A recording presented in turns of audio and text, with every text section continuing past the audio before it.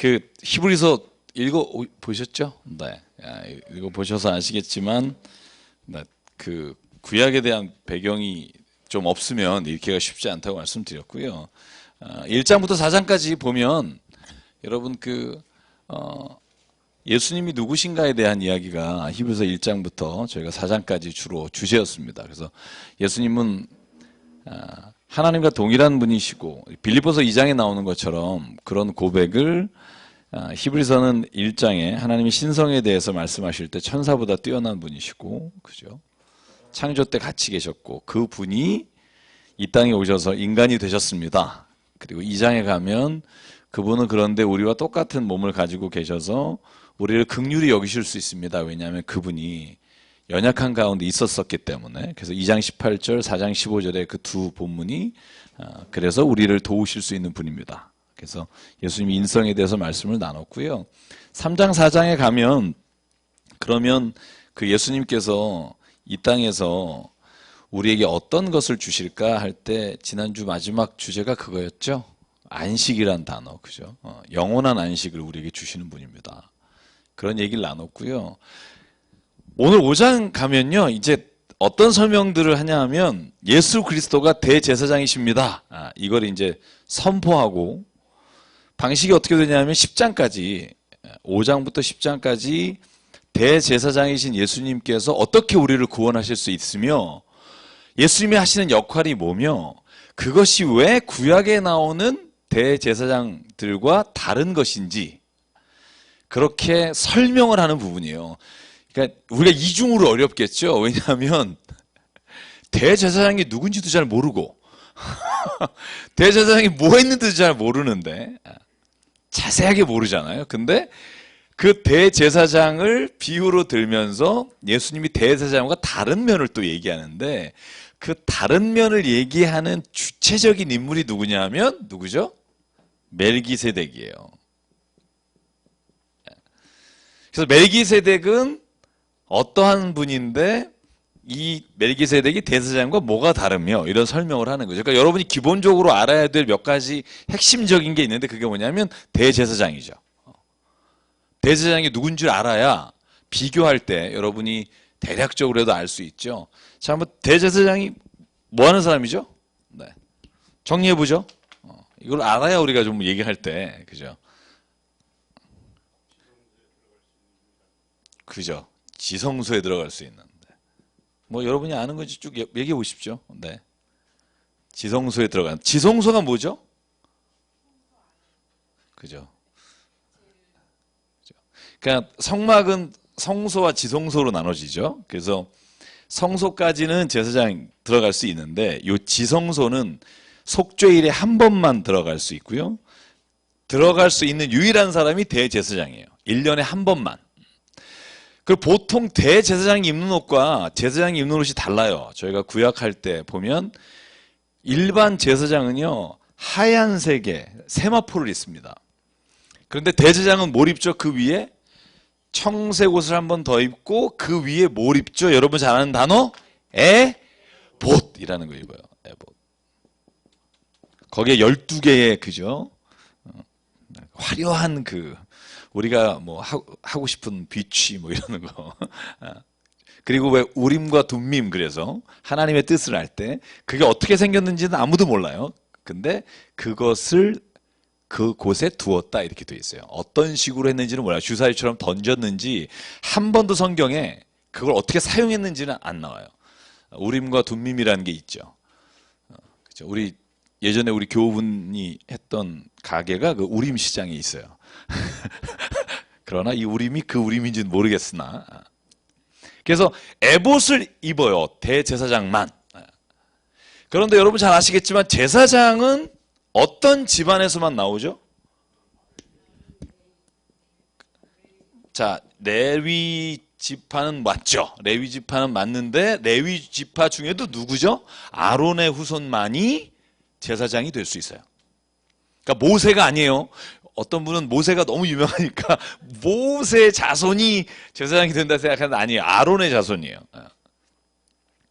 그런데 그 아론의 자손 중에서도 다 대제사장이 되는 게 아니고 제사장은 히브리어로 코헨이라고 해요. 코헨. 근데 코헨 가돌이라 그래요. 가돌이라는 뜻이 뭐냐면 위대하다, 크다 이런 의미예요. 그래서 대제사장 그러면 두 가지 의미예요. 하나는 위대한 제사장이란 뜻이면서 동시에 레위기 14장인가 보면 제가 정확히 기억은 안 납니다만 기름 부음 받은 제사장이라고 돼 있어요. 대제사장만 기름 부음 받아요. 에봇을 입고 그 다음에 아론의 지파에서 그죠? 레위 지파 중에 아론의 자손 중에 나와요. 그리고 대제사장은 제비뽑기로 해요. 그래서 여러분 순번으로 2주에 한 번씩 이렇게 바꿔 들어가는 게 제사장 순번이고요. 대제사장은 제가 제비 뽑는다는 게 무슨 말이냐면 아론의 장자들이 해요. 장자들이 하는데 나중에 왜 여러분 대제사장 제도가 혼란스러워져요. 그러니까 이스라엘이요. 멸망한 다음에 바벨론 포로에서 돌아오잖아요. 그 다음부터 이 원래 사독 계열의 이런 어떤 대제사장, 제사장 계열들이 이제 막 돈 주고 사게 되고요. 나중엔 로마가 막 이걸 정치적인 영향력으로 뽑게 되고. 그래서 여러분 예수님이 계실 때 두 명이 있었잖아요. 제사장이. 가야바와 누구죠?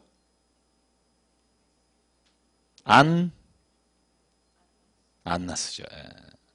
그게 장인어른하고 그 장인이면 누구죠? 사위. 그러니까 그렇게 될 수가 없는 거예요. 대제사장이 이름 둘 나오는데 장인하고 사위가 될 수가 없어요. 나중에 그래서 예수님은 이제 그 성전을 막 그 노하신 게 다 그 돈이랑 이런 걸로 대제사장이 직분을 사기 시작하고 막 이런 거죠. 그 대제사장이 하는 일이 가장 중요한 것 중에 하나가 아까 말한 속죄일에 들어가서 모든 이스라엘 백성의 죄를 대신 속하러 들어가는데요. 지성소에 들어가면 뭐가 있죠? 속죄소가 있죠. 속죄소가 뭐냐면 여러분 왜 법궤가 있잖아요. 하나님의 법궤. 지성소에는 딱 하나 있어요. 하나님의 법궤. 하나님의 법궤 위에 이렇게 여러분 지난주 이사야 6장 1절 스랍 형상이 된 그죠. 그게 딱 있고 그걸 속죄소라고 불러요. 그래서 들어가면 손에다 피를 묻혀요. 그러니까 제사를 드린 짐승에 피를 손에 묻혀서 동쪽에 뿌려요. 한 번 뿌리고 그건 하나님을 위해서고 그 다음에 7번을 피를 또 뿌려요. 그건 이스라엘 백성을 완전히 속죄해 달라고. 그래서 평소에는 에봇을 입지만 1년에 한 번 속죄소에 들어가서 피를 뿌릴 때는 세마포를 입어요. 하나님 앞에 정결하게 하얀색 세마포를 입고 들어가서 피를 뿌리게 돼 있어요. 자, 그럼 대제사장이 하는 일의 핵심이 뭐예요? 지금 이제 저희가 얘기했죠. 그 다음에 레위기 16장에 보면 무슨 말이 있냐 하면 레위기 4장에 보면 이런 말이 있어요. 그러니까 기름 부음 받은 대제사장이 죄를 범하면 온 이스라엘 백성이 죄를 범한 것과 동일하다. 그러니까 얼마나 대제사장이 중요한지 몰라요. 그 대제사장이 하는 역할이 가장 중요한 게 뭘까? 왜 히브리서 기자는 대제사장 예를 들어서 예수님을 얘기할까? 하나예요. 속죄소에 들어가서 하나님과 모든 이스라엘 백성, 모든 사람을 중재하는 유일한 인물이 대제사장이에요.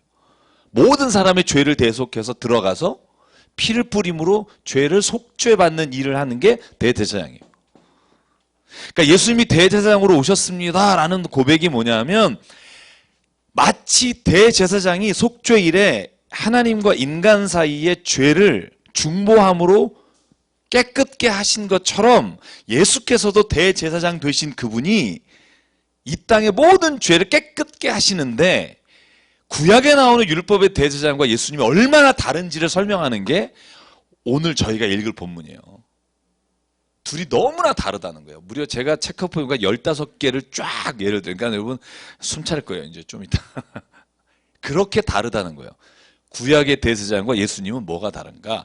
근데 예수님은 그냥 하늘에서 떨어진 게 아니라 구약에 계속 말씀해 주신 그분이라는 거예요. 그 예표가 누구냐 하면 멜기세덱이라는 분이다. 이 창세기 14장에 딱 한 번 나오는 분이에요. 창세기 14장 길지도 않아요. 18절에서 20절. 딱 3절 나오는 분이에요. 이 장면이 어느 장면인지 아세요? 14장이? 아브라함이 조카 롯이 잡혀갔을 때 소돔왕과 그죠? 다 물리치고 구해 올 때 소돔왕이 나와서 막 기뻐하고 그리고 그 다음에 멜기세덱을 아브라함이 만나는 장면이 나와요. 창세기 일단 14장을 읽어야겠죠. 그래야 무슨 말인지 아시겠죠. 그죠? 창세기 14장 한번 볼게요.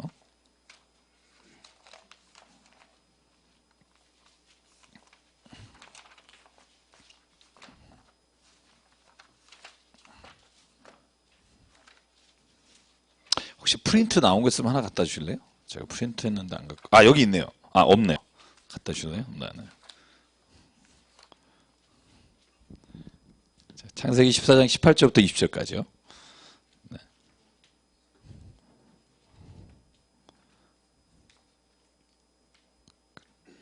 자, 같이 읽어볼까요? 시작.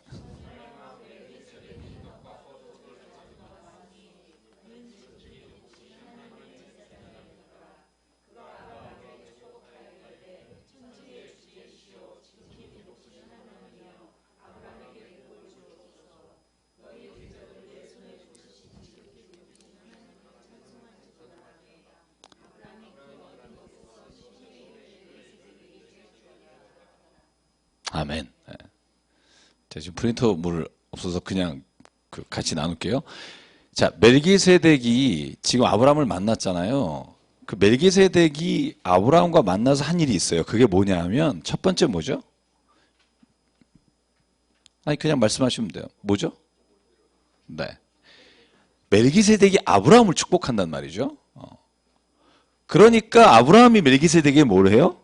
10분의 1을 드려요. 이게 지금 8장까지 계속 이 이야기를 가지고 해요. 그게 무슨 의미인지. 그게 레위지파와 제사장과 멜기세덱이 가지고 있는 어떤 제사장으로서의 특권이 뭐가 다른지를 계속 설명하는 부분이 이제 창세기 14장 18절에서 20절이니까 머리에 두셔야 돼요. 그리고 저랑 같이 가다 보면 이제 아시게 될 거고요. 자, 그럼 5장을 같이 한번 갈게요. 5장부터 이제 대충 머리에 두고 들어가겠습니다. 11조. 네.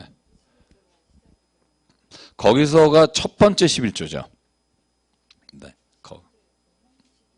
그렇죠. 나오는, 그죠. 그래서 그걸 가지고 이제 11조 얘기를 참 많이 하게 되죠. 네.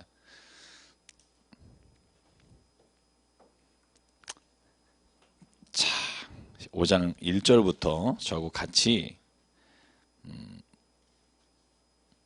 7절까지 쭉 읽어볼게요. 일단 시작. 대제사장마다 사람 가운데서 택한 자이므로 하나님께 속한 일에 사람을 위하여 예물과 속죄하는 제사를 드리게 하나니 그가 무식하고 미혹된 자를 능히 용납할 수 있는 것은 자기도 연약에 휩싸여 있음이라. 그러므로 백성을 위하여 속죄제를 드림과 같이 또한 자신을 위하여도 드리는 것이 마땅하니라. 이 존귀는 아무도 스스로 취하지 못하고 오직 아론과 같이 하나님의 부르심을 받은 자라야 할 것이니라. 또한 이와 같이 그리스도께서 대제사장 되심도 스스로 영광을 취하심이 아니요 오직 말씀하신 이가 그에게 이르시되 너는 내 아들이니 내가 오늘 너를 낳았다 하셨고 또한 이와 같이 다른 데서 말씀하시되 내가 영원히 멜기세덱의 반차를 따르는 제사장이라 하였으니 그는 육체에 가실 때에 자기를 죽음에서 능히 구원하시리 에게 심한 통곡과 눈물과 간구와 소원을 올렸고 그의 경건하심으로 말미암아 들으심을 얻었느니라. 아멘. 이제 대충 그냥 뭔지 알겠죠? 그죠? 무슨 말인지 아실 텐데 중요한 몇 가지 단어가 있는데요. 그게 뭐냐면 멜기세덱의 반차예요. 반차. 이게 번역이 참 저는 이렇게 안 했으면 좋겠는데 이 말을 아는 사람이 몇 명이나 될까요? 원래 이 반차라는 뜻이 뭐냐면 그 다른 성경 개역 번역한 성경에 보면 계통이라고 돼 있어요. 계통. In the order of예요. 그러니까 멜기세덱의 계통을 따라서 계열을 따라서 아론의 계통을 따라서 그러니까 아론이 장선이 계속 이어받고 이런 거예요.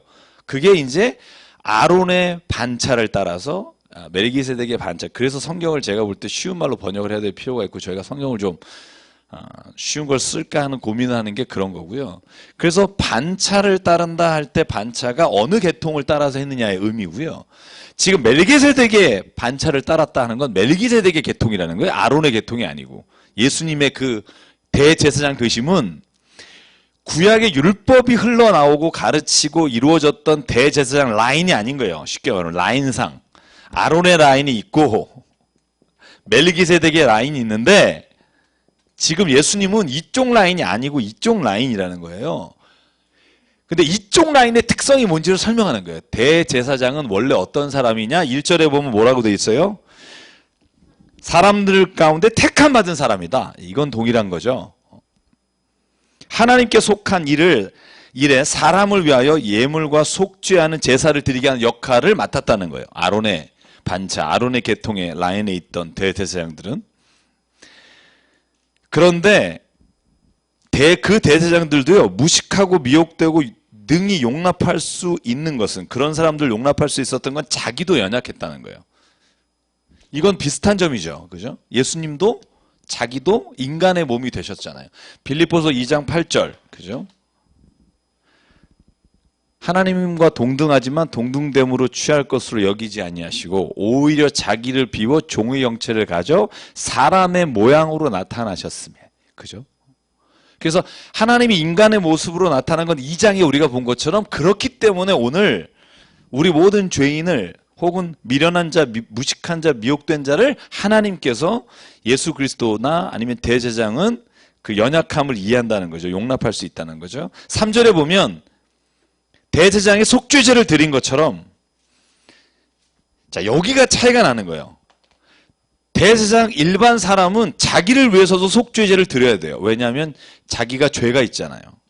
근데 예수님은 속죄제가 필요 없는 거예요. 왜냐하면 그가 죄가 없으시기 때문에. 그러니까 같은 점이 있고 차이점이 있는데 차이점이 이제 15가지가 있다 나와요. 7장에. 그러니까 그건 좀 나중에 가보고요.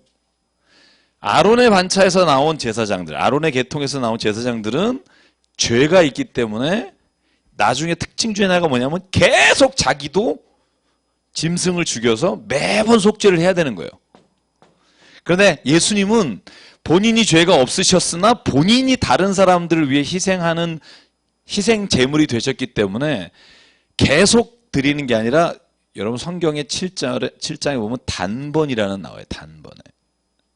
이 단번이라는 게 영어로 이렇게 되어 있어요. once for all이에요. 모든 걸 한 번에 딱 끝냈단 말이에요. 단번에 하나님께 제사를 드리신다. 차이점이 이제 이따가 나오니까 설명을 드리고요. 이 4절, 이 존귀는 아무도 스스로 취하지 못하고 오직 아론과 같이 하나님의 부르심을 받은 자야 할 것이다. 아까 말씀드렸고요.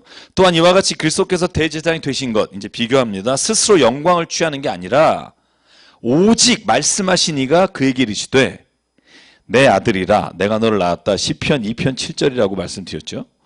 그리고 또 하나의 말씀이 나오는데 6절에 보면 말씀하시되 내가 영원히 멜기세덱의 반차를 따르는 제사장이라 하였으니. 제가 성경 하나만 갖다 주실래요? 제가 프린트물을 제가 따로 프린트를 했는데 안 나왔다니까. 성경 구절 프린트한 게. 여러분 시편 4절 찾아보실래요? 시편 110편 4절.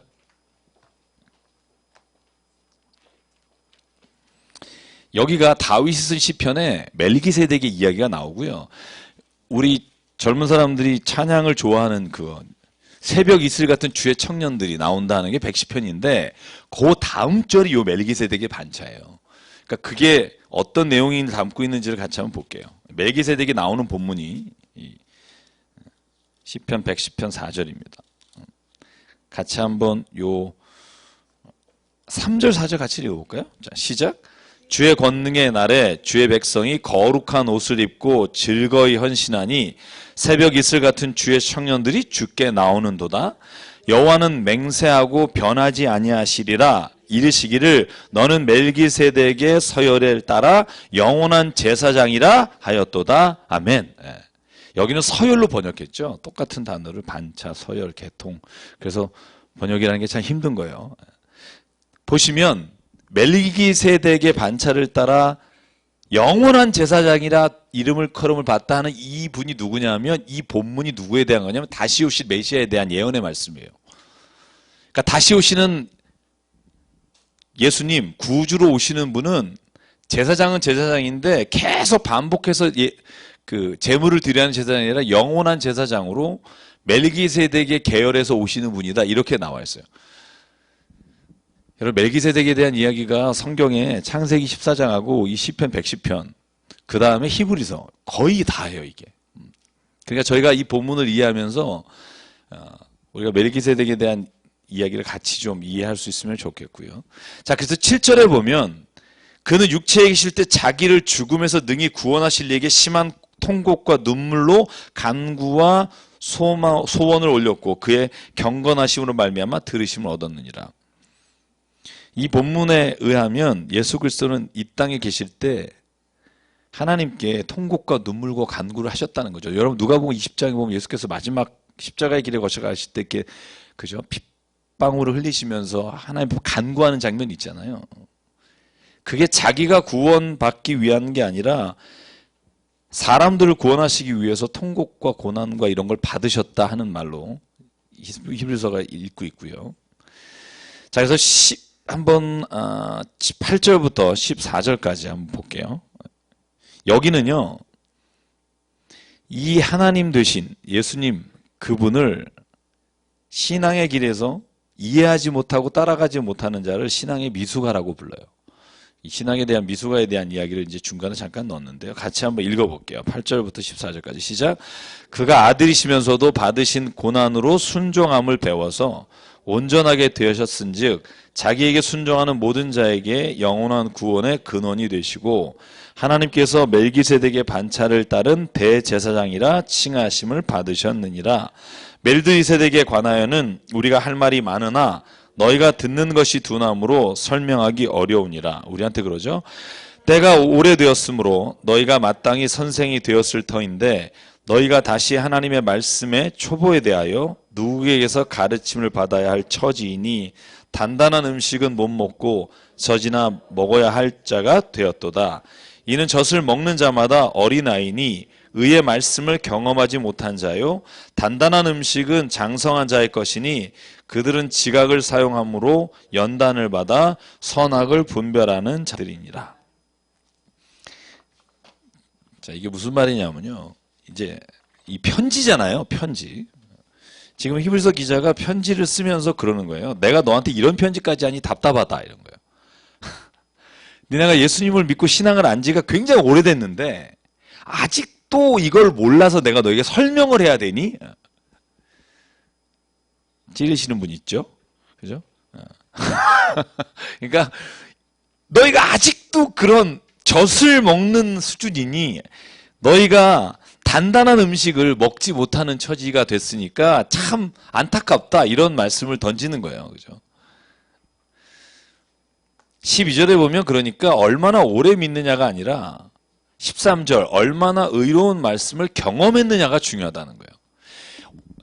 하나님의 의로운 말씀을 경험한다, 이걸 다음 장에 보면요, 6장 1절에 죽은 행실로 살아가지 않는 사람이라고 표현해요. 죽은 행실로 살아가지 않는 사람.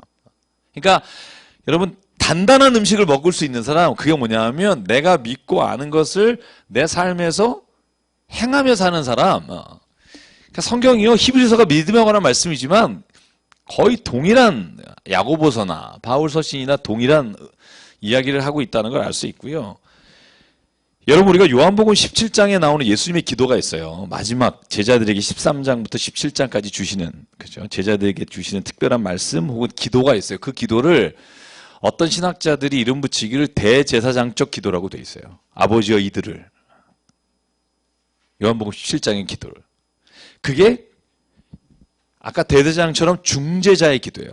아버지여 이들을 용서해 주시고 앞으로 믿을 자들도 주님께서 그 한 사람 한 사람들을 주님이 맡깁니다. 이렇게. 그래서 요한복음 17장 1절부터 26절까지 기도를 쭉 보면 그 기도가 하나님 앞에 드리는 중보자의 기도처럼 돼 있어요. 그래서 오늘 이 5장부터 시작하는 히브리서의 말씀에는 예수께서 인간과 하나님 사이 중보자로서의 공통점과 차이점을 이렇게 말씀하고 있다는 걸 보시고요. 6장 넘어갈게요. 자, 6장을 보시면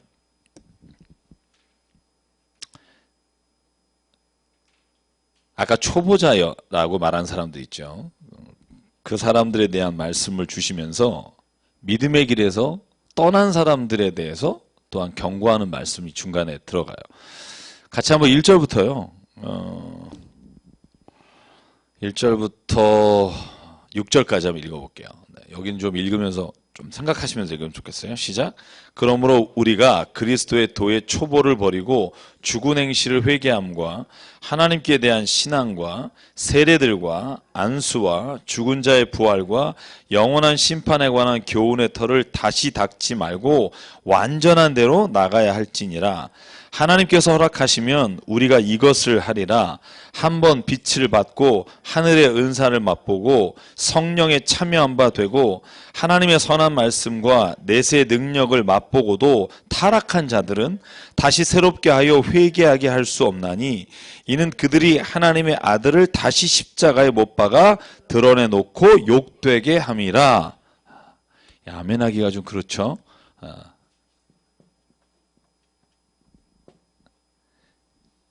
자, 여기 이제 보시면은요, 이제 여기 좀 보시죠. 지금 얘기하는 게 뭐냐면, 결국 히브리서가 말하는 게 뭐냐면, 예수 그리스도가 대제사장으로 이 땅에 오셔서 단번에 우리를 위해 희생하시고 우리를 구원하셨다는 거예요. 그리고 그 영원한 안식에 우리가 들어가야 된다는 거예요. 근데 왜 못 들어가느냐? 믿음이 없기 때문인 거예요. 믿음이. 제가 지난주에 말씀드렸죠. 중요한 단어가 두 개 있다고. 믿음과 뭐라 그랬죠? 순종. 오죽하면 오늘 히브리서에 뭐라 그러냐면요. 성령의 맛을 봤어요. 그리고 내세 능력도 맛봤어요. 하나님의 선하신 말씀도 들었어요. 그런데 다시 타락한 사람은 회개할 수도 없다. 무섭지 않아요? 이 본문의 번역 혹은 해석이요. 굉장히 어려운 부분 중에 하나예요. 신학적으로. 네. 회개해도 다시 회개하면 구원 못 받나? 이런 질문들이죠. 그러니까 예를 들면 구원을 받은 자가 다시 타락해서 다시 신앙을 거부하거나 거절하거나 오늘 여기 나온 것처럼 예수 그리스도께서 십자가에 죽으신 것에 대해서 드러내놓고 욕하면 다시 새롭게 회개할 수도 없게 된다. 어떻게 생각하세요?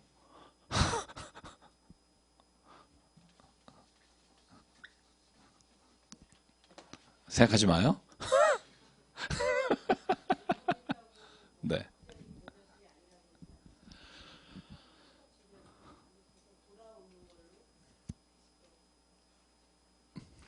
봐주실 거다. 네. 혹은 또. 네.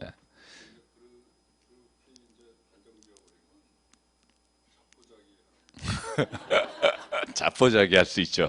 그죠? 나는 안 돼. 뭐, 그죠? 사실, 우리가 이런 본문들이 성경에 이렇게 나올 때마다 이 두 가지의 큰 신학적 흐름이 있다는 걸 우리가 좀 알아야 돼요. 그러니까 우리가 믿고 있는 기독교, 개신교 안에 켈빈주의 하는 거고 알미니안주의라는 게 있어요. 소위 켈빈의 신학은 장로교 쪽 라인이라고 보시면 되고요. 알미니안이라는 게 감리교 쪽의 신학이에요. 그래서 칼빈의 5대 강령이라는 게 있어요. 그 5대 강령은 뭐냐면 하나님의 구원에 관한, 구속에 관한 5대 강령이 있어요. 조직신학적으로 보면 이게 굉장히 중요한 것인데 알미니안이라고 하는 사람이 가지고 있는 신학적 입장이 5대 강령의 반대편은 아니지만 다른 입장을 취해요. 그걸 우리가 자유의지에 대한 이쪽이 예정론 쪽이라고 하면 알미니안주의가 자유의지 쪽에 대한 강조점을 두는 거예요. 5가지 강령 한번 불러드릴게요. 칼빈이 이렇게 말해요. 인간은 완전히 타락한 거예요. 전적 타락이에요. 그래서 하나님을 알 수조차 없으며 하나님을 믿을 수조차 없어요.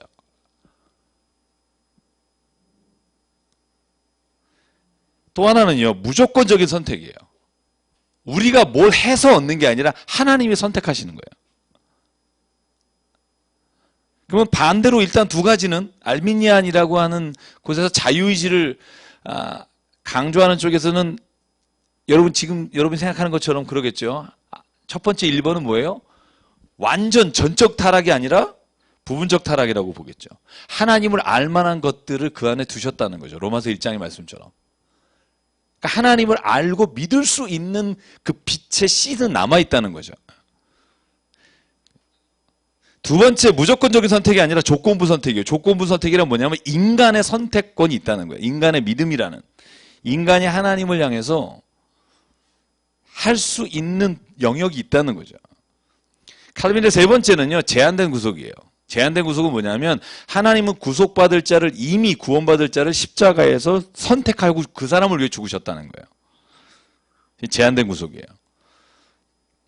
무조건적 구속이겠죠. 알미니안주의는. 그죠? 무조건적 구속. 하나님은 모든 사람을 위해 죽으셨고 모든 사람을 회개하게 하시게, 돌아오시길 기다리신다는 거예요. 네 번째, 칼빈의 네 번째 강령은 뭐냐면 거부할 수 없는 은혜예요. 어떤 사람이나 하나님의 은혜가 비추면 하나님 은혜를 받은 자는 거절할 수 없고 그 은혜에 구원받고 응답할 수밖에 없다는 거고요.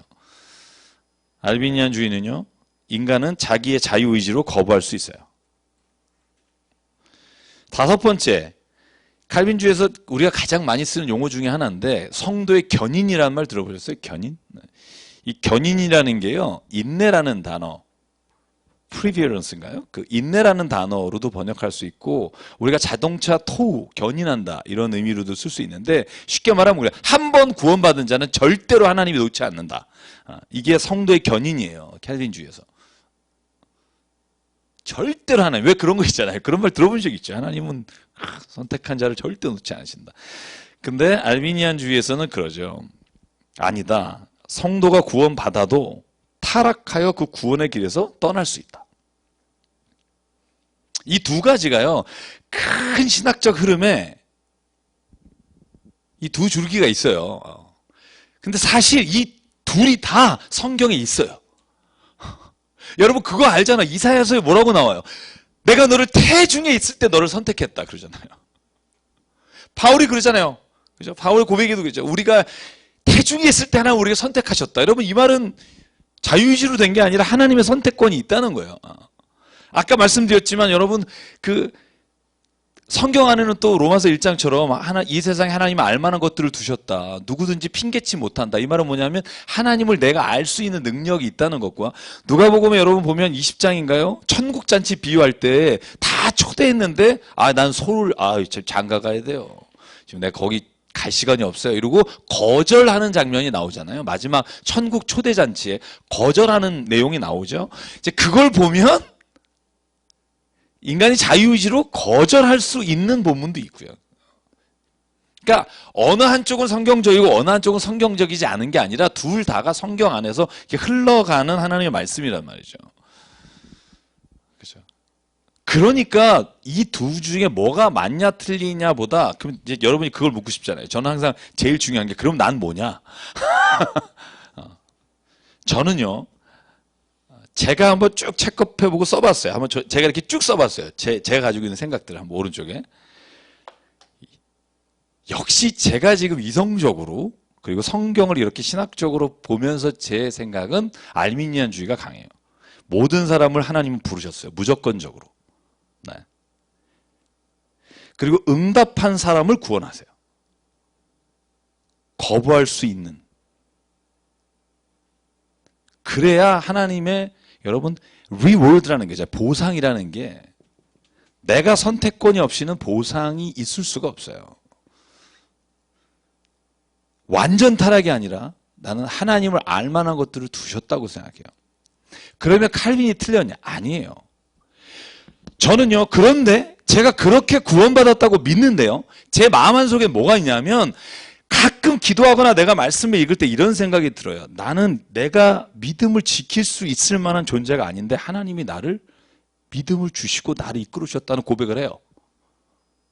나는 죄인이라 날마다 하나님을 떠나려고 하는데 하나님은 나를 돌이킬 수 있도록 늘 내 안에서 말씀해 주시는 분이에요. 그래서 내가 하나님 이 구원은 나에게 있는 게 아니라 하나님이 주신 겁니다 라고 고백해요. 칼 바르트란 신학자가 그런 고백하잖아요. 이 세상의 가장 큰 기적은 나같이 의심 많고 나같이 하나님을 믿기 어려운 자가 주 예수 그리스도께서 나를 구원해 주셨다는 걸 믿는 그게 기적 중의 기적이다. 이 말은 뭐냐면 고백적인 신앙이라고 생각해요. 고백적인.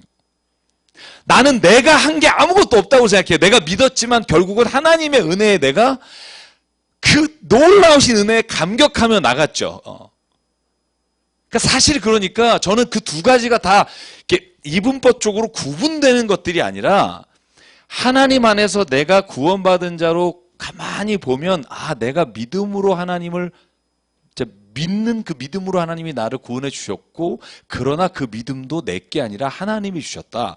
그 고백적인 신앙들이 있는 거죠. 여러분은 어떠세요? 여러분은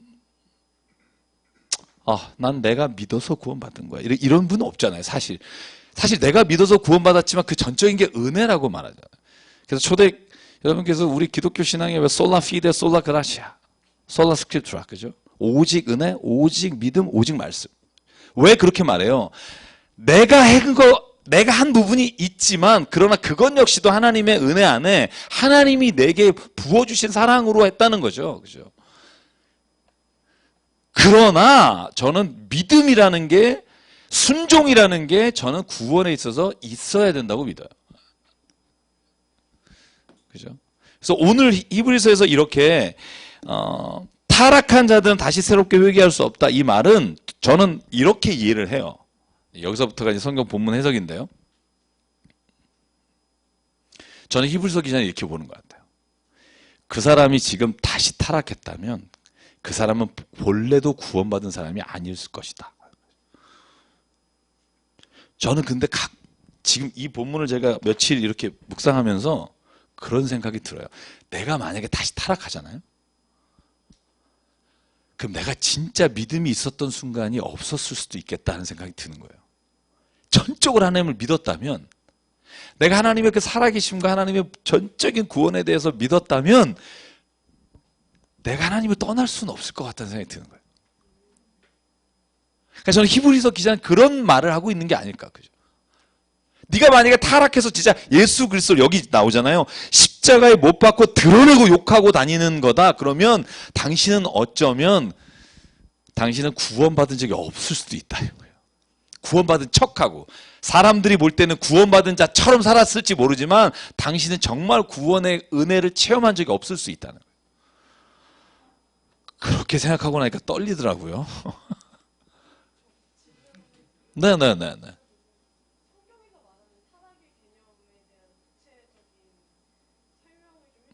성경의 타락은 네.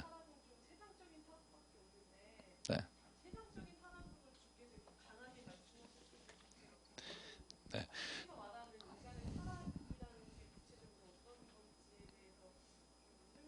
성경에 나오는 타락은 한마디로 딱 요약하면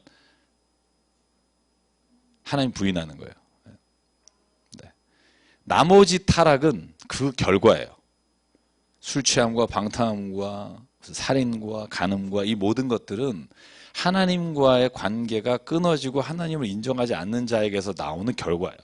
그래서 원죄와 자범죄라는 게 구분되는 거죠. 원죄가 하나님으로부터 떨어져 나간 죄죠. 하나님을 믿지 않는 죄고 자범죄라는 게 결국은 그래서 우리가 회개해야 되는 근본적인 죄는 원죄죠. 하나님을 믿지 않기 때문에. 사실 저는 거기에 대해서 요즘 갈수록 확신이 있어요. 그래서 타락이란 하나님을 믿지 않는 게 성경적 타락이에요. 그러니까 우리가 그래서 세상에서요, 뭐 방황하고 방탕하고 하는 사람을 봤을 때 우리가 그 사람을 불쌍히 여길 수 있는 건 바로 그런 거예요. 하나님을 알면 이 모든 것들로부터 해방될 수 있다는 걸 믿는 거죠. 그렇죠? 자, 그래서 7절, 8절이 그 예를 든 거예요. 땅이 그 위에 자주 내리는 비를 흡수하여 밭 가는 자들이 쓰기에 합당한 채소를 내면 하나님께 복을 받고 만일 가시와 엉겅퀴를 내면 버림을 당하고 저주함에 가까워 그 마지막은 불사람이 될 거다. 이 말은 뭐냐 하면 결국 어떤 채소나 어떠한 과실이나 그 열매를 보면 그 구원이라고 하는 것을 알 수 있다는 거예요.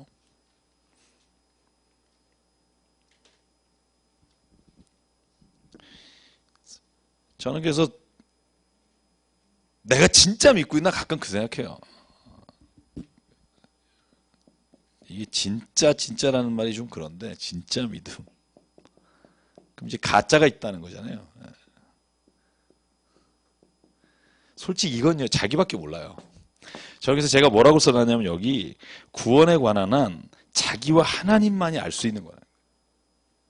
어느 누구도 그 사람을 보고 구원받을 사람이다 아니다라고 말할 수 있는 사람은 없다는 거예요. 우리는 그렇게 하고 싶죠. 저 인간 아이고 저 진짜 나한테 진짜 정말 눈에 가시 같은 저 인간은 구원 안 받으면 좋겠다. 그러나 하나님은 구원하실 수도 있어요.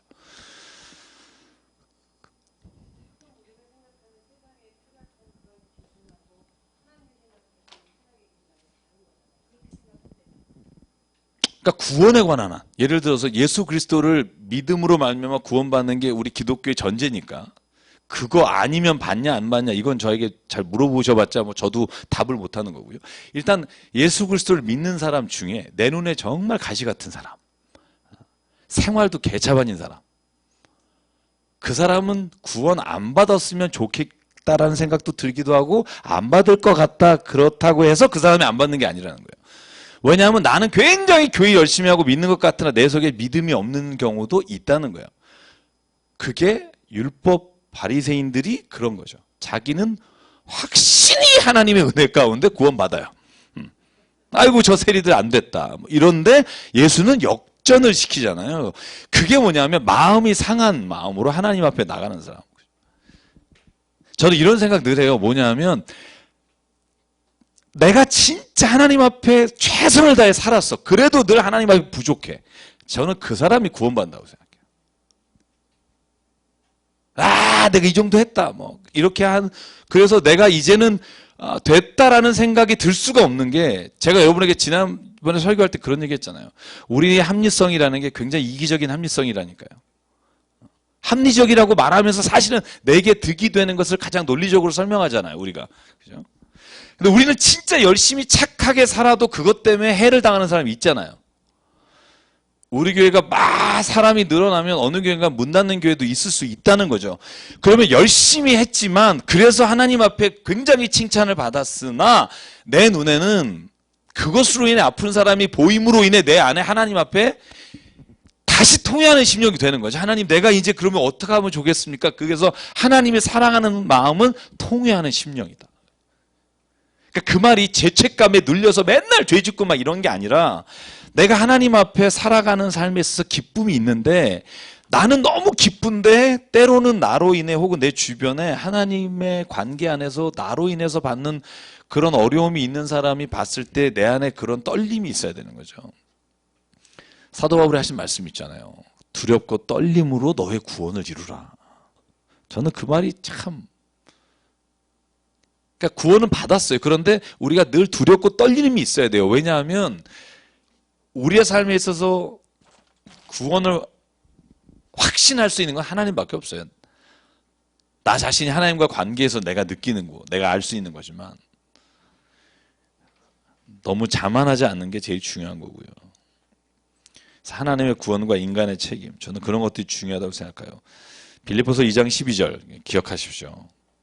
항상 복종하고 두렵고 떨림으로 너희 구원을 이루라.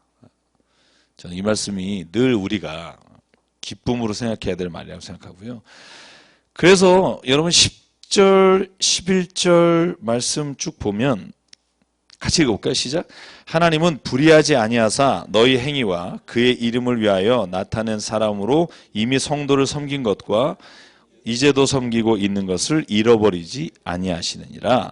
우리가 간절히 원하는 것은 너희 각 사람이 동일한 부지런함을 나타내어 끝까지 소망의 풍성함에 이르러 게으르지 아니하고 믿음과 오래 참음으로 말미암아 약속들을 기업으로 받는 자들을 본받는 자 되게 하는 것이니라. 아멘.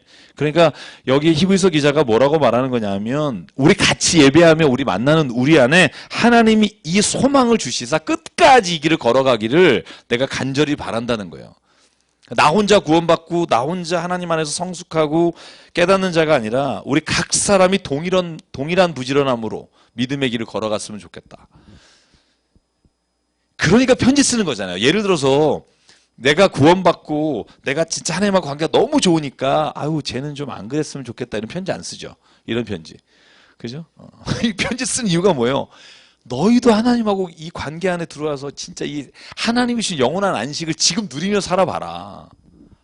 아, 여러분 오늘 살아가면서 그런 안식이 있지 않으세요? 막? 네?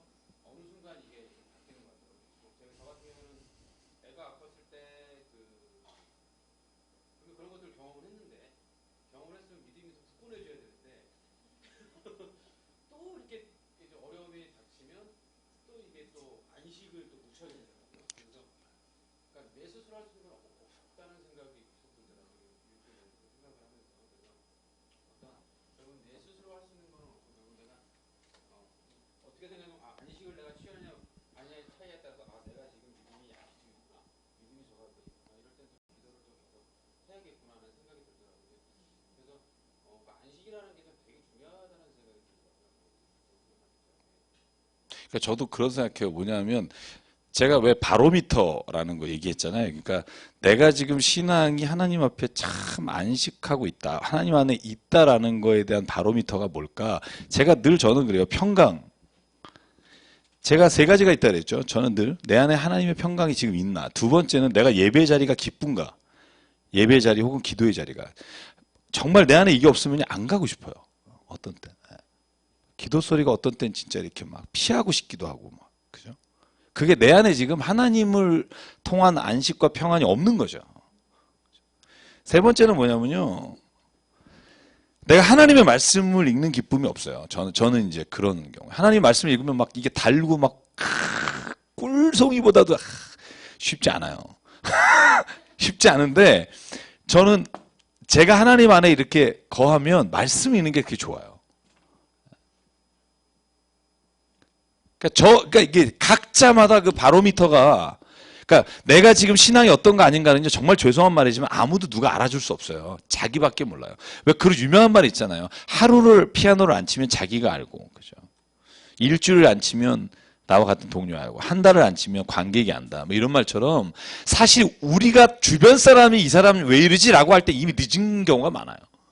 그 사람 요즘 교회에서 뭐 그러면 이미 그분은 다 정리하셔서 짐 싸고 나가신 분이 많아요. 사실 자기가 자기의 신앙에 있어서 이런 그 적신호가 왔을 때를 알 수 있는 바로미터가 있을 때 그때 자기 자신을 어떻게 회복할 수 있는지에 대한 그것까지도 가지고 있어야 돼요. 왜냐하면 사람이잖아요. 육신의 몸을 가지고 계셨기 때문에 예수께서도 유혹을 당하셨고 고난을 받으셨다 이렇게 되어 있잖아요. 그러니까 유혹과 고난이라는 게 상당히 만만치 않은 적이에요. 이게 인생을 살아가면서 하나님 앞에서. 그래서 그걸 내가 이길 수 있는 방법들을 가지고 계셔야 돼요. 저는 저희 어머니, 제가 요즘 말씀 안 드렸지만 제가 가끔 뵈면 제가 요즘도 뭐 거의 뭐 일주일에 몇 번씩 카톡하고 이러면서 뭐 제가 어머니하고 멀어지면서 잘 쓰는 말이 뭐냐면 사랑한다는 말이에요. 제가 예전에 어머니한테 사랑도 잘 못해요. 근데 막 진짜 많이 하고 있어요. 막 하트 뿅뿅 보내고 막 사람이 이게 그런 게 있더라고요. 멀어지니까 오히려 막 이런 게. 그런데 우리 어머님은요, 몸이 진짜 피곤하고 병이 막 너무너무 감기가 막 진짜 막 일어나지도 못하고 콜록콜록 기침하시면 그 몸을 이끌고 교회 가세요. 기도한다고. 그래서 저는 어머니가 약간 생각하면 어머니가 약간 좀 너무 과하다. 늘 그 생각하고 살았어요. 아니 아프면 쉬어야지. 제가 가지고 일반적 상식이에요. 쉬어야 회복되지. 근데 저희 어머님은 기도하고 오시면 회복돼요.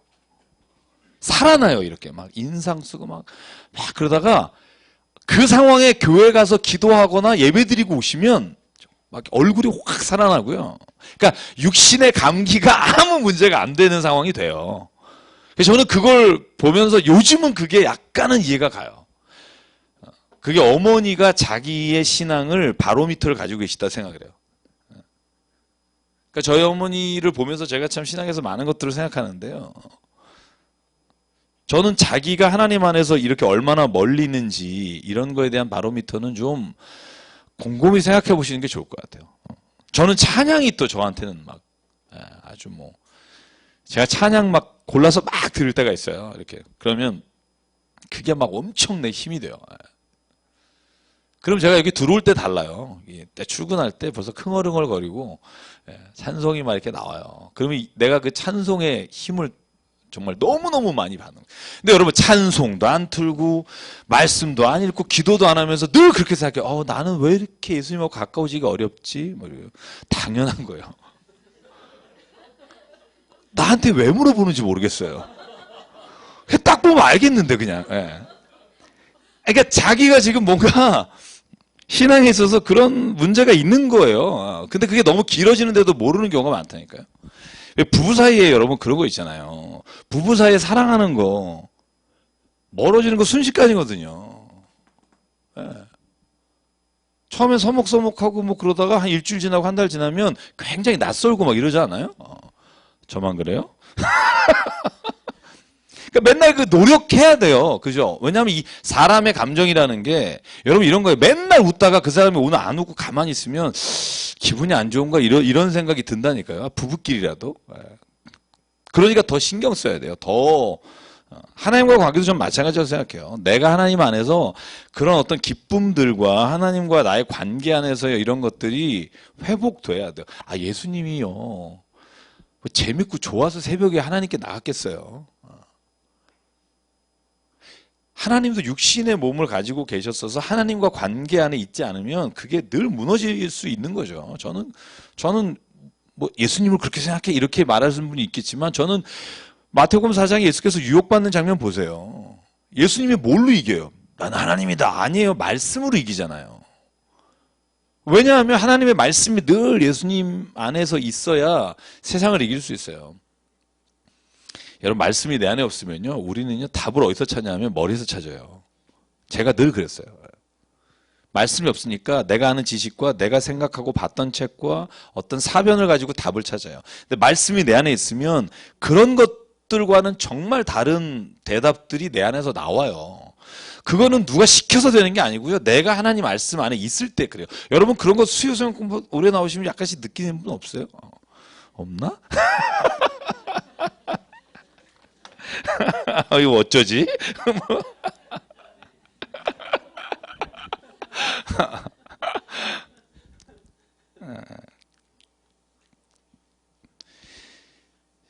그래서 6장 후반절 보면 그래요. 이렇게 너희도 게으르지 말고 부지런한 가운데 끝까지 소망을 품고 이 믿음을 놓치지 말라는 거예요. 그러면서 13절에 이렇게 말하죠. 하나님이 아브라함에게 약속하실 때 가리켜 맹세할 자가 자기보다 더 큰 이가 없으므로 자기를 가리켜 맹세하여 이르시되 내가 반드시 너에게 복을 주고 주겠다. 여러분 이 말이 무슨 말이냐면요. 보통 우리가 맹세할 때 뭘 해요? 그죠? 내가 진짜 줄게 돈 갚는다니까. 그래서 어떻게 해? 내 하나님한테 맹세한다. 이렇게 말하는데 하나님은 맹세할 게 자기밖에 없으니까 내가 너에게 말한다 이 말이에요. 지금 내가 너에게 말하는데 그러니까 하나님은 자기의 약속과 명령을 지키는 사람이라는 거예요. 하나님은 그 약속을 어기시지 않는 분이라는 거죠. 여기 그러니까 아브라함에게 여러분 잘 보세요. 여기서 지금 말하는 이 근간, 행간이라고 그러죠. Between the line. 여기 어떤 얘기가 있냐면 창세기에 12장에 하나님이 75세 아브라함을 불렀잖아요. 그리고 축복한다 하셨죠. 그런데 그 축복을 받은 21장에 이삭을 낳은 게 25년 뒤예요. 그죠?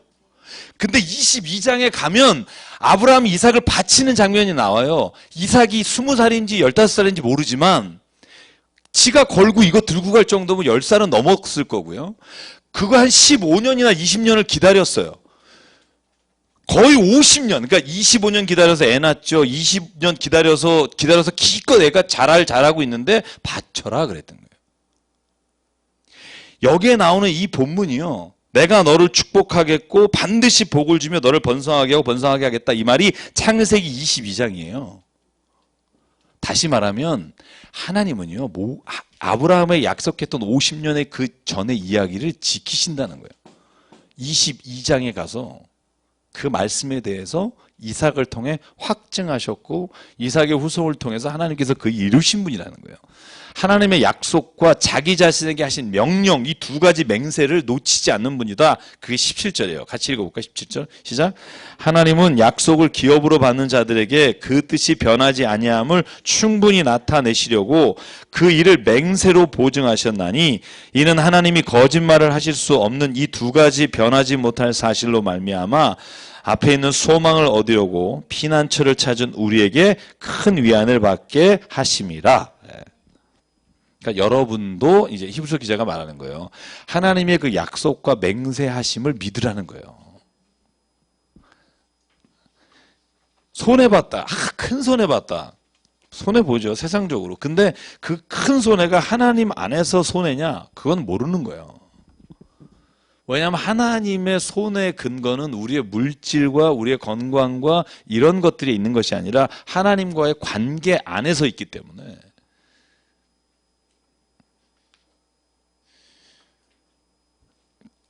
그래서 19절 20절이 이제 성막에 관한 이야기로 조금씩 돌아가는 중인데 같이 읽을게요. 시작. 우리가 이 소망을 가지고 있는 것은 영혼의 닷 같아서 튼튼하고 견고하여 휘장 안에 들어가나니 그리고 앞서 가신 예수께서 멜기세덱의 반차를 따라 영원히 대제사장이 되어 우리를 위하여 들어가셨느니라. 자, 잘 들어보십시오. 이제 7장을 하기 전에 이렇게 복선으로 까는 거예요. 여러분 소설을 보면 복선이 있죠. 이제 뒤에 무슨 얘기가 나오느냐? 이제 멜기세덱과 대제사장의 차이를 예수님과의 차이를 나타내는데 그래서 앞서가신 예수께서 멜기세덱의 반차를 따라 영원히 대제사장이 되어 우리를 위해 들어가셨다. 어딜 들어가셨다? 휘장이 나오죠. 거기 위에. 그죠? 휘장이 어디에만 있어요? 성소와 지성소 사이를 가르는 게 휘장이고 예수께서 십자가에서 돌아가시고 운명하실 때 하늘이 그죠? 흑암 가운데 쌓이면서 성전 휘장이 찢어지잖아요.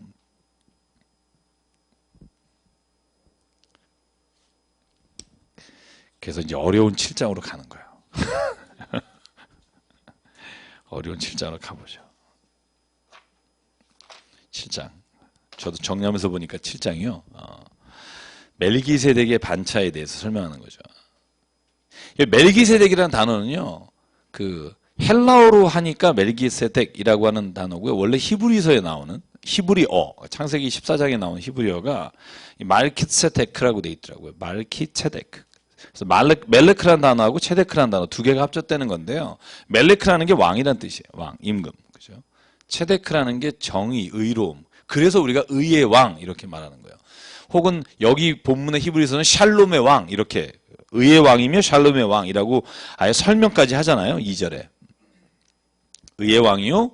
그 다음은 살렘 왕이나 왕이니 곧 평강의 왕이다. 이렇게 표현하는데 이 멜기세덱이 어떤 사람인지를 이제 설명하는 부분이에요. 자, 1절부터 저하고 이제 따라가시면 되고요.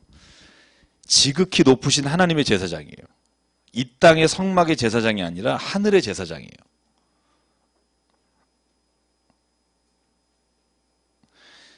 자, 여러 왕을 쳐서 죽이고 돌아오는 길이라는 건 아브라함이 소돔과 고모라에 있던 롯을 위해 행한 일에 대한 거고요. 자, 2절에 보면 모든 것의 10분의 1을 그에게 나누어 주었다. 드렸다는 거고. 3절은 뭐죠? 멜기세덱은요? 아무것도 없어요. 그냥 뜬구름 없이 나왔다가 없어요. 그러니까 족보도 없고 이름 아버지도 없고 어머니도 없고 아무것도 없어요. 멜기세덱에 관한 거예요. 시작한 날도 없고 생명의 끝도 없고 하나님의 아들과 닮아서 항상 제사장으로 있어요. 이게 멜기세덱이에요. 성경에 나오는. 족보가 없어요. 그러니까 예를 들면 12지파 중에 어디에 속한 이런 게 없는 사람이에요. 아무것도 없어요. 이게 뭐와 같다? 예수님과 같은데 예수님은 지파가 있어요. 무슨 지파죠? 밑에 나와요. 유다 지파예요. 자, 4절 보죠. 이 사람이 얼마나 높은가 생각해 봐라. 이 멜기세덱이 얼마나 높은지 한번 봐라. 아브라함이 10분의 1을 바쳤다는 거예요. 아브라함이 어떤 사람이에요? 한 민족의 아버지잖아요. 그죠? 열방의 아버지라 일컬음을 받는다. 그런 분이 멜기세덱에 대해 10분의 1을 바쳤다는 거예요. 10분의 1을 바친다는 건 뭐냐 하면 받는 사람과 바치는 사람과의 관계가 주종관계 내지는 높은 사람이라는 거예요. 레위 지파가 10분의 1을 받았죠. 다른 지파로부터 10분의 1을 받아서 살았고 레위 지파 10분의 1을 제사장에게 드렸어요. 그죠? 그러니까 그 바치는 거로 봤을 때 아브라함보다 훨씬 높으신 분이었다는 거예요. 이분이 이름 아버지도 없고 족보도 없고 없는데. 넘어갈게요. 6절. 5절도 뭐 마찬가지 얘기고요. 6절은 레위 족보에 들지 아니한 멜기세덱은 아브라함에게서 10분의 1을 취하고 약속을 받은 그를 위하여 복을 빌어줬다. 그러니까 복을 빌어주는 사람은요. 어떤 사람이냐면 복을 받으려고 앉아있는 사람하고 관계는 높으신 분이라는 거죠. 지금 이 말의 초점은 멜기세덱이 아브라함보다 훨씬 높은 분인데 그분이 예수님이라는 거예요. 그래서 우리가 보통 이렇게 말해요. 히브리서 기자의 생각, 이 편지에는요, 예수님은 대제사장으로 오신 구원자이시는데 이분의 예표가 구약에서 멜기세덱이라고 보는 거예요. 멜기세덱. 성경에 딱 한 번 나와서 아브라함에게 복을 받고 10분의 1을 바친 이분이 구약의 예수님의 예표가 되신다라고 히브리서는 그렇게 아예 선포하는 거예요. 이스라엘, 유다 사람들에게, 역사를 알고 있는 사람들에게. 자, 보죠. 더 쭉 가요. 뭐 끝까지 그 얘기니까 좀 더 볼게요. 자, 7절. 논란의 여지 없이 뭐다? 낮은 자가 높은 자에게서 축복을 받는다. 그러면 아브라함보다 높으신 분인 건 확실하다. 8절.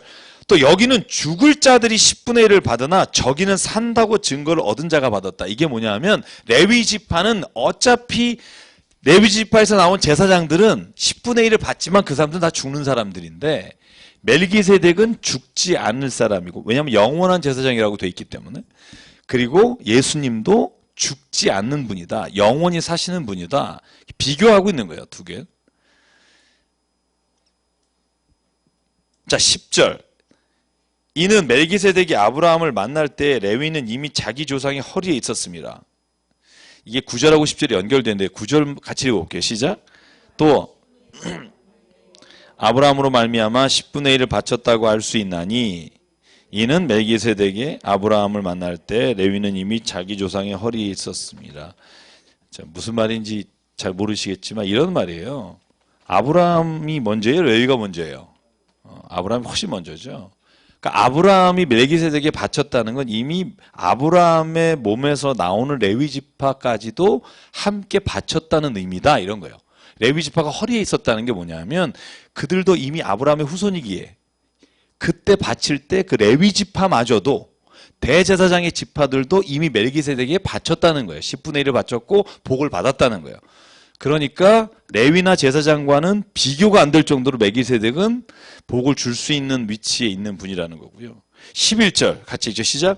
레위 계통의 제사 직분으로 말미암아 온전함을 얻을 수 있었으면 백성이 그 아래에서 율법을 받았으니 어찌하여 아론의 반차를 따르지 않고 멜기세덱의 반차를 따르는 다른 한 제사장을 세울 필요가 있느냐. 여긴 이해가 가시죠? 만약에 아론의 반차로부터, 아론의 계열로부터 나온 제사장들이 완전한 제사를 드리고 흠이 없었다면 예수 그리스도께서 이 세상에 또 오실 필요가 뭐가 있었겠느냐는 거예요. 그것으로 인해 그들이 하나님 앞에 나가지 못했다는 거예요. 그러니까 새 언약을 주셨다는 거예요. 여러분 예레미야 31장 31절에 새 언약이라는 단어 나오죠. 새 언약. 여기도 새 언약이라는 단어가 이제 반복돼요. 세네 번. 같은 맥락이에요. 하나님께서 옛 언약은 율법을 통해서 구원받을 자가 없었고, 그런데 그 옛 언약, 율법, 오늘 좀 히브리서가 좀 어렵긴 합니다. 예. 율법이 사실 그런데 먼저 온 게 아니라는 거예요. 지금 성경에 말하는 건 뭐냐면 율법이 오기 전에 하나님은 이미 믿음으로 말미암아 아브라함에게 구원을 주시는 법을 가지고 계셨고, 율법은 이집트에서 나온 이스라엘 백성과 맺은 언약인데 이 언약으로 말미암아 하나님 앞에 구원받을 자가 없다는 거예요.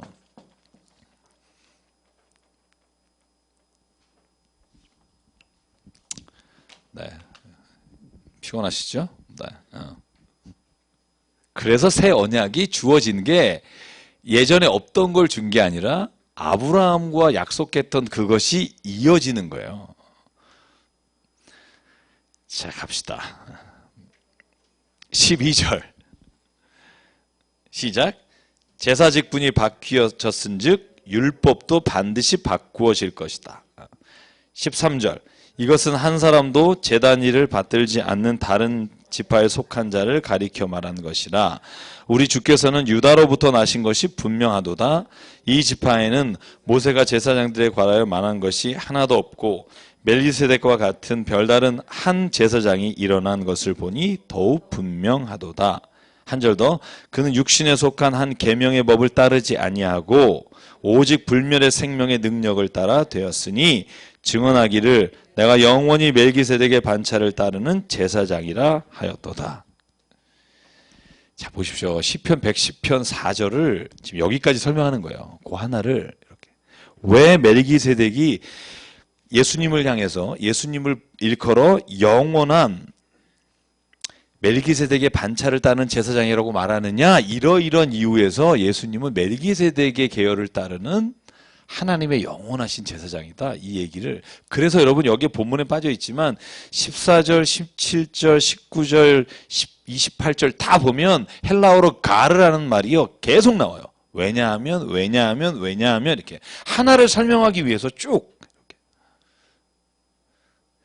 앞에 나오는 왜 예수님이 멜기세덱의 반차, 계열을 따라서 제사장이 될 수밖에 없느냐는 걸 얘기하는 거예요.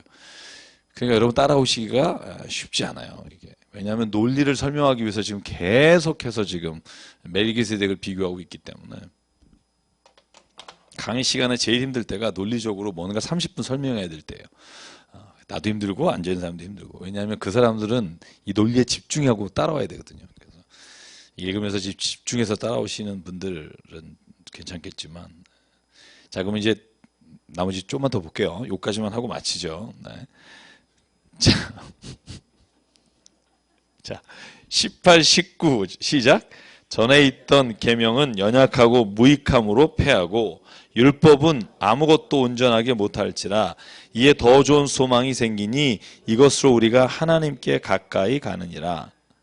자, 그래서 율법은 우리를 온전케 하지 못하고 구원하지 못한다는 얘기를 한 거예요. 이걸 하고 싶어서.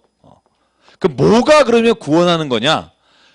뭐가 다시 우리를 구원할 수 있는 율법의 기능, 새 언약이냐? 그게 뭐다? 예수 그리스도고 믿음이다 이거죠.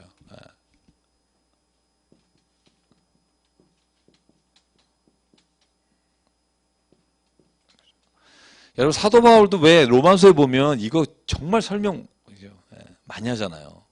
너희가 율법으로 구원함을 받을 수 없나니. 그죠? 로마서 3장, 로마서 7장, 8장, 9장부터 10장까지는.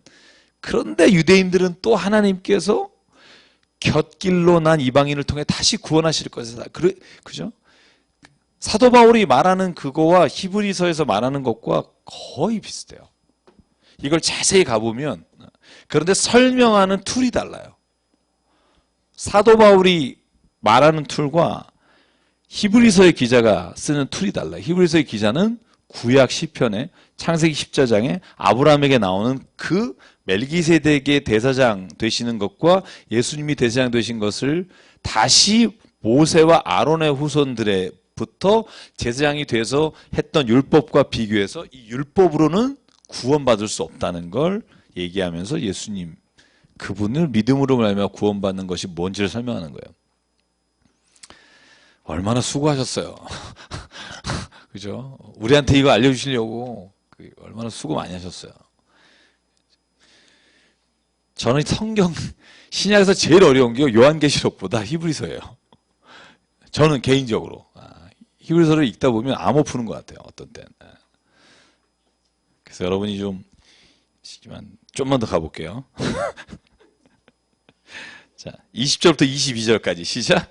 또 예수께서 제사장이 되신 것은 맹세 없이 된 것이 아니니 그들은 맹세 없이 제사장이 되었을 때 오직 예수는 자기에게 말씀하신 이로 말미암아 맹세로 되신 것이라.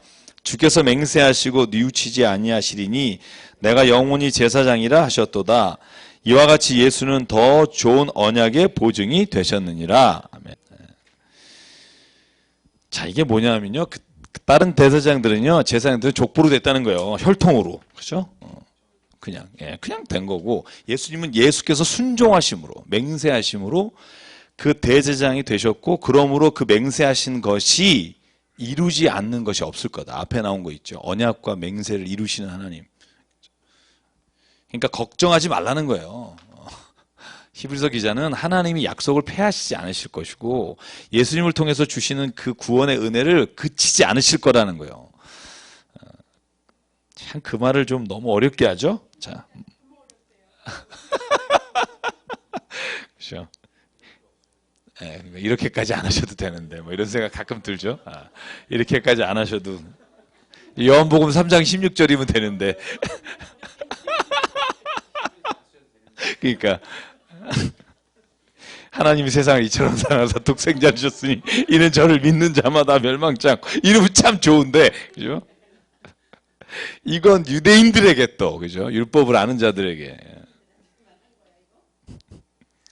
자, 빨리 넘어가죠. 네, 넘어갈게요. 네. 23절부터 마지막 절까지 읽고 끝낼게요. 시작. 제사장 된 그들의 수요가 많은 것은 죽음으로 말미암아 항상 잊지 못함이로되 예수는 영원히 계심으로 그 제사장 직분도 잘리지 아니하시니라. 그러므로 자기를 힘입어 하나님께 나아가는 자들을 온전히 구원하실 수 있으니 이는 그가 항상 살아계셔서 그들을 위하여 간구하심이라. 이러한 대제사장은 우리에게 합당하니 거룩하고 악이 없고 더러움이 없고 죄인에게서 떠나 계시고 하늘보다 높이 되시니라. 그는 저 대제사장들이 먼저 자기 죄를 위하고 다음에 백성의 죄를 위하여 날마다 제사 드리는 것과 같이 할 필요가 없으니 이는 그가 단번에 자기를 드려 이루셨음이라. 율법은 약점을 가진 사람들을 제사장으로 세웠거니와 율법 후에 하신 명령의 말씀은 영원히 온전하게 되신 아들을 세우셨느니라. 아멘. 대충 이해 가죠. 이제 들으셨으니까 그죠? 이게 단번에, 이게 헬라가 에파팍스라는 단어예요. 에파팍스. 에파팍스. 단번에. 한 번으로 영원이란 뜻이에요. 한 번으로 영원히. 이런 단어가 우리에는 한 단어가 없어요. 근데 에파팍스. 한 번으로 영원히. 모든 제사를 끝내셨다. 여러분, 이런 거요. 우리가 외국 사람한테 우리나라의 역사를 가지고 그 나라의 역사를 이렇게 비교해서 설명해 주는 거랑 비슷한 거예요. 이것도 모르는데 저거랑 같이 비교하니까 힘들듯이. 그래서 히브리서 말씀은 우리가 참 편안한 건 11장, 12장, 13장. 믿음으로 아브라함은, 믿음으로 노아는. 믿음은 바라는 것들의 실상이요 보지 못하는 것들의 증거니 이로써 모든 선진들이 증거를 얻었느니라. 이런 거 우리 좋아하는 거죠. 근데 그거 나오기까지가 이 앞에 그 믿음이 어떤 믿음이냐를 설명하는 거예요. 그러니까 여러분 봐봐요. 이렇게 10장까지 이제 말하는 이유가 뭔가만 딱 얘기하고 끝낼게요. 믿음으로 하나님이 말씀하시는데 믿음은 바라는 것들의 증거에 보지 못하는 것들의 증거다. 그럴 때 말할 때 믿음이 그럼 어떤 믿음이냐 할 때 이 앞에 아브라함과 이 멜기세덱 예수님과 이런 것들을 다 얘기하고 난 다음에 이 믿음이 그 예수 그리스도에 대한 믿음이 모든 바라는 것들이 실상이고 보지 못하는 것들의 증거다. 이렇게 시작하면서 나가는 거예요. 그러면서 12장에 여러분 지난주에도 말씀드렸지만 핵심이 딱 있는 거죠. 그러므로 온전케 하시는 주 예수를 바라보라. 그게 히브리서가 가지고 있는 이 전개 방식이에요. 앞에는 예수가 누군지, 그분은 천사보다 위대한 분이시고 하나님과 동등하신 분인데 인간으로 오셨다. 그런데 그분이 왜 우리 죄를 용서할 수 있는 분이냐? 그분은 영원한 대제사장이 되시는데 구약에 나오는 제사장과 비교할 수 없는, 구약의 제사장들이 실패한 그 구원을 이루시는 분이다. 그러니까 그 예수를 바라봐라. 이제 이 얘기를 하는 전개 과정인 거죠. 수고하셨어요. 저도 오늘 제일 힘들어 고민하고 와가지고요. 네. 질문 있으세요 혹시? 네, 질문. 네.